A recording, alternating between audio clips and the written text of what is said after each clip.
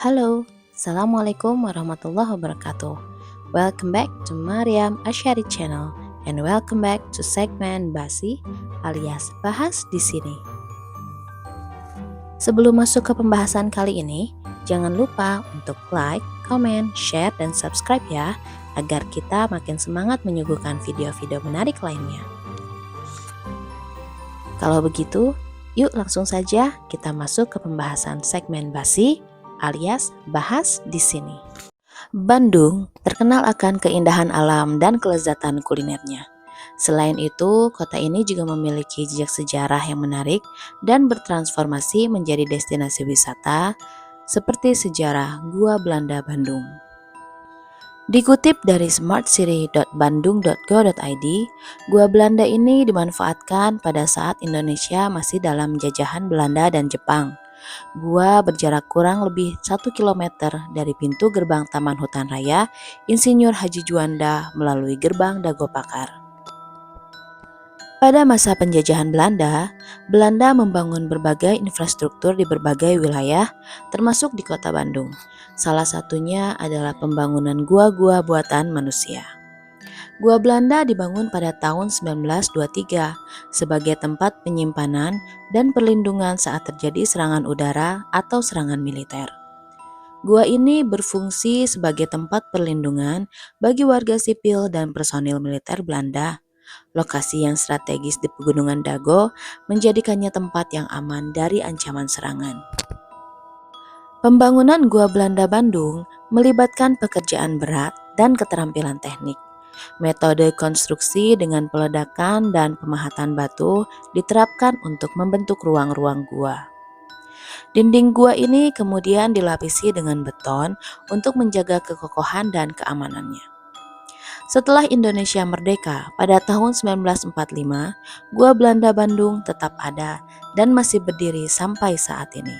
Namun, perannya sebagai tempat penyimpanan senjata dan tempat perlindungan tentu saja telah berakhir. Gua ini kemudian diberikan kepada pemerintah Kota Bandung dan diubah menjadi objek wisata yang dapat dikunjungi oleh masyarakat. Seiring berjalannya waktu, Gua Belanda Bandung menjadi salah satu tempat wisata populer di kota ini. Kamu dapat memasuki gua dan menjelajahi lorong-lorong yang terdapat di dalamnya. Ada juga beberapa area pameran yang menampilkan sejarah gua dan informasi mengenai masa penjajahan Belanda di Bandung. Apa saja sih yang menjadi daya tarik dari Gua Belanda Bandung ini?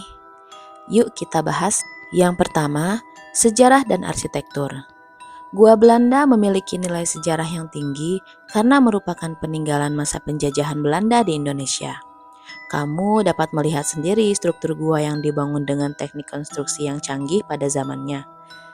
Arsitektur gua ini menunjukkan kepiawaian teknis dan kekuatan yang diperlukan dalam proses pembuatannya. Yang kedua, penyelaman ke masa lalu. Gua Belanda memberikan pengalaman wisata yang unik. Sebagai pengunjung, kamu bisa masuk ke dalam gua dan menjelajahi lorong-lorong di dalamnya. Ini memberikan nuansa mendalam tentang kehidupan di masa penjajahan dan peran gua sebagai tempat perlindungan dan penyimpanan senjata. Yang ketiga, pemandangan alamnya yang indah. Gua Belanda terletak di kawasan Pegunungan Dago yang menawarkan pemandangan alam yang indah dan udara yang segar. Kamu juga dapat menikmati keindahan alam sekitar, termasuk hutan dan pemandangan kota Bandung dari ketinggian. Yang keempat, berfungsi sebagai PLTA atau pembangkit listrik tenaga air. Gua Belanda awalnya digunakan sebagai terowongan untuk PLTA di masa lalu. Tepatnya pada tahun 1908, Belanda membangun PLTA pertama di Indonesia yang dikenal sebagai PLTA Bengkok. Gua sepanjang 144 meter ini terdiri dari sekitar 15 lorong dan beberapa ruangan, termasuk ruang kamar untuk istirahat tentara Belanda, ruang interogasi, dan ruang tahanan. Yang kelima, sebagai pusat radio Hindia Belanda. Selain sebagai PLTA, Gua Belanda juga memiliki fungsi penting sebagai pusat radio Hindia Belanda. Belanda memilih gua ini sebagai pusat radio karena posisi Gunung Malabar yang terbuka tidak dapat dilindungi dari serangan udara. Walau kondisinya pada saat itu belum optimal, stasiun radio ini menjadi tempat Panglima Perang Belanda berkomunikasi dengan Panglima Sekutu Karel Doorman. Pada saat itu, Panglima Belanda, Letnan Jenderal Ter Poorten, berusaha mencegah masuknya Angkatan Laut Jepang.